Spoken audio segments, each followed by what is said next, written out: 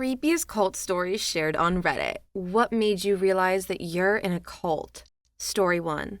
I was best friends with an Olympic athlete who was into Scientology. Due to his semi-fame, he was given the VIP treatment at their Hollywood Celebrity Center, where I often accompanied him. I sat in the waiting room with the likes of Lisa Marie Presley and Giovanni Ribisi, while he did his auditing sessions. When he introduced me to John Travolta at one of their celebrity events, Travolta wrapped me in a bear hug and lifted me off the ground.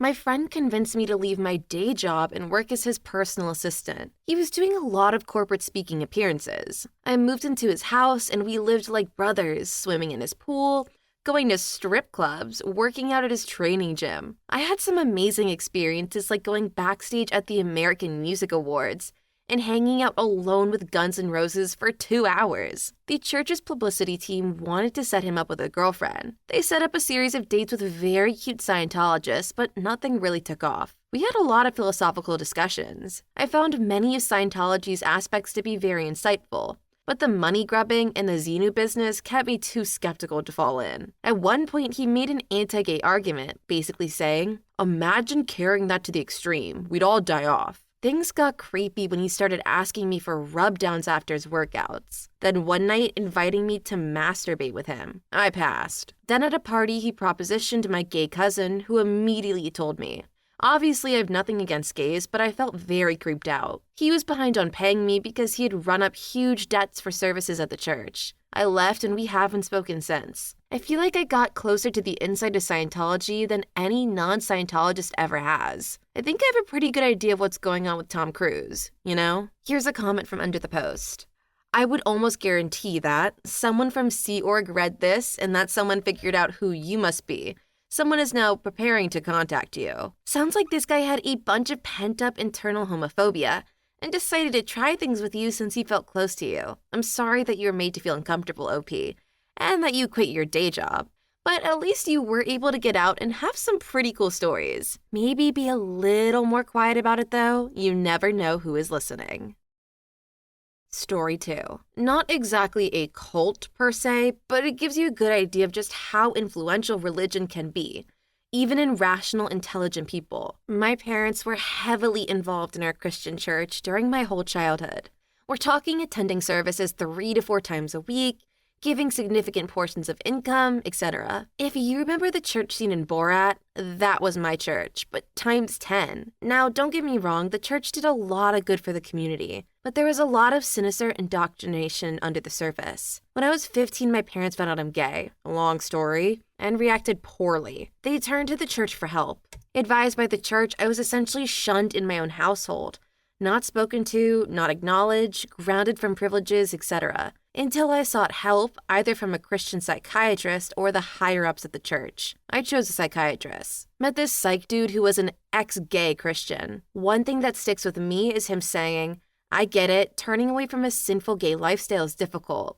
I have been married to my beautiful wife for 6 years and I have 2 beautiful daughters. Sometimes, though, I still meet off the internet for freaking, and I then ask for God's forgiveness. And needless to say, those efforts were fruitless, no pun intended. Parents lost friends over it. Their best friends from the church told them that they needed to do whatever they could do to make me be of my choice. This was around the time my older brother got a tattoo, which caused problems. Also, we were made to go to summertime sleepaway camps. Think Jesus Camp Light, where they tried to force us to wear hoodies that said abortion aside and being gay is an abomination around town. Our reluctance to comply was not well received. All of these things had to be the straws that broke the proverbial camel's back. My parents were shunned from the church, made to feel guilty and like failures. This was years ago and things are much more expensive.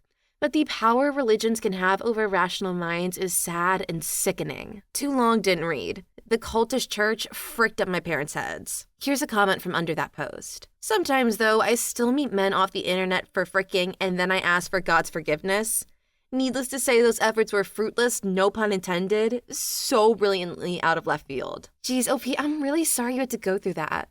Regardless of your religious beliefs, parents should always embrace their children and support them. Just know that you don't need to change for anyone, and you'll find people who love you for being yourself. Sounds like the therapist dude needs to meet someone like that, too, pretty soon.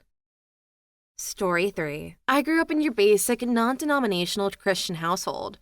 both parents being devout but not overly obsessive. So this is where things took a turn. My dad brought my older brother and I to this evening church service at a new location. I remember thinking it odd, even at the age of 7, that this church was being held in a dimly lit single-floor office complex. On arrival, my father brought us forward to meet the pastor and have him pray over us. This man stood over my brother and I, laid his hands on our head, and started speaking in tongues. I know some sects of Christianity do this, yet while he would do so, the whole room of men and women began to do the same, some falling on the floor in seizure-like fits. When this pastor finished his chanting, he spoke to my father and told him that he saw our future from God, and if we remained loyal, we could do whatever we wished. He then condemned us from having any toys, because now that we have been seen by God, the devil would use our toys to carry demons. That night, my dad threw most of our toys away and told us how he saw a man's face turn like a lizard that night.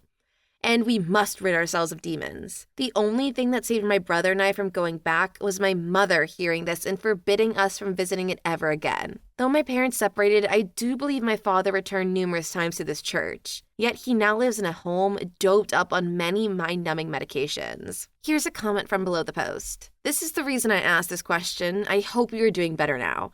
Thank God for your mother. Story 4. My 2 best friends are ex-Jehovah, and one of my former best friends still is. One of my friend's older siblings was physically shamed by members of the cult. When they told the elders, they tried to cover it up. My friend and his family were later kicked out, which means that they aren't allowed to talk to some of their own family members that are still Jehovah's. Similar thing happened to my other best friend, but not to the same degree. The former friend and I used to be extremely close between the ages of 6 to 11. At 11, my family moved to another country for 3 years. When we came back, he'd stopped hanging out with my old clique of people, whom I stayed in contact with. Now to the fricked up thing. I was at a grocery store with one of my ex-Jehovah friends. He was never baptized and therefore can't be kicked from the cult. This means that he can still talk to members. We bump into my ex-friend's mom and he says hi and they talk for a while. During all this time, the mother doesn't talk to me at all or even acknowledge that I'm there. She also hides from my mom if they happen to be in the same place. I assume that it's because she realized that she's not going to be able to recruit us into her fricked up cult. The ex-friend is and has always been very sheltered, and all he knows is Jehovah, which is a shame seeing as he is incredibly clever, and the cult limits his options greatly. When we were small, he wasn't allowed to be in the RE class with us because of his religion. Too long didn't read, Jehovah's is a fricked up cult. And here's a comment from under the post. I've had some good times talking to Jehovah Witness missionaries, but that's because they usually send me an elder the second time around, because I can explain why their God's name isn't actually Jehovah. One time, I sent said elders back to their kingdom hall with a question that apparently nobody else had a good answer to. The missionaries stop showing up when you make their elders doubt. My parents always told me to be wary of these kinds of people who come to your door and try to convert you, because some can be extremely nice people who genuinely just want to share their religion, and others can be extremely pushy, bordering on creepy when they demand to come inside. Story 5. I used to go to a super tiny, about 100 kids, K-12, Catholic school. I put Catholic in quotes because they technically weren't allowed to call themselves Catholic, because the Catholic Church thought the guy who ran it was a loose cannon. Spoilers, he was. So they said that they were a school that taught Catholic theology. It was basically a cult. We even sometimes had prophets that were friends of the principal come and tell us about their visions. Remember the swine flu? Yeah, according to one of those guys, that was gonna kill a third of us all off.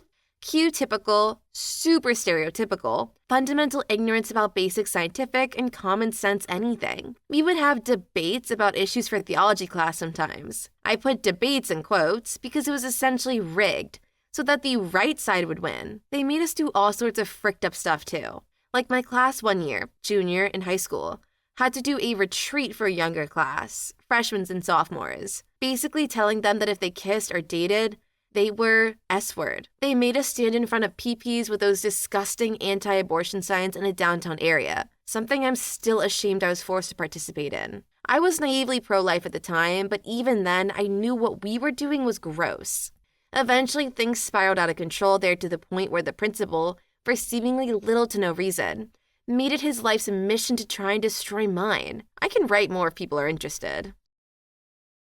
Story 6. I worked for a cult. It was a private school for rich kids who had addictions. There was a dynamic leader who had an inner circle of young boys who he doted on. The school itself was somewhat abusive to untrained staff, like myself, administering meds. And when I started, I was able to administer pyranthrazine. As a staff member, I had to live like the students, adhere to the same rules and regulations. Then they worked to distance me from my family, telling me I had an addiction. I didn't, and that it was dangerous for me to use my time off to see my family. I walked away after a few weeks because I thought I was too weak to work there. Then I went back and realized what a terrible place it was. Finally left with a brand new eating disorder I had managed to avoid during my own adolescence. The school shut down eventually due to lawsuits from parents. The former students have a Facebook page, and from what I can tell, many struggle with the systematic abuse they experienced. The leader has since died, and turned out all his degrees and awards were faked. It taught me a lot about safety and services for vulnerable people. The scariest moment was the student who was actively psychotic and should have been in a lockdown facility, but who was still with us. I was told to restrain him even though he wasn't fighting. He was on a hunger strike and refused to leave the building for a meeting. I had to carry him to the meeting, then restrain him the whole time. Yeah, I don't know how places like this still exist.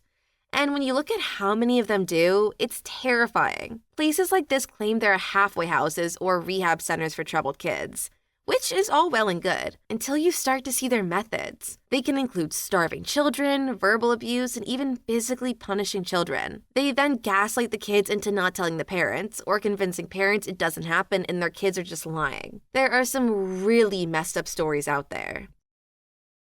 Story 7. A former member here. One day, the morning of going to said cult, my mother woke me up and tried to force dress me since I didn't feel like going. I'd only gotten a few hours of sleep that night before, and I also felt slightly ill, like I had a cold, so I really wanted to stay home. After a few minutes of struggling to put ugly clothes on me, she gave up and slapped me approximately 7 times. Tried to choke me, then shoved me off the bed onto the floor. She screamed at me that I would be in trouble for this rebellion and left for the cult meeting. That's when I finally decided I had enough and decided to leave it permanently. I'd already been thinking about leaving, but this was just the final nail in the coffin. Later on, she got me a therapist for the purposes of trying to make me go to their cult meetings, crying that there was something wrong with her daughter. Lucky me, the therapist sided against her and told her to stop forcing me to go. Thankfully, she never did it again, though she lamented about me not believing anymore. This was about 7 years ago, and I don't think I'll ever forget it. In a way, it was sort of a good thing, because it opened my eyes to the world. Thank you for reading.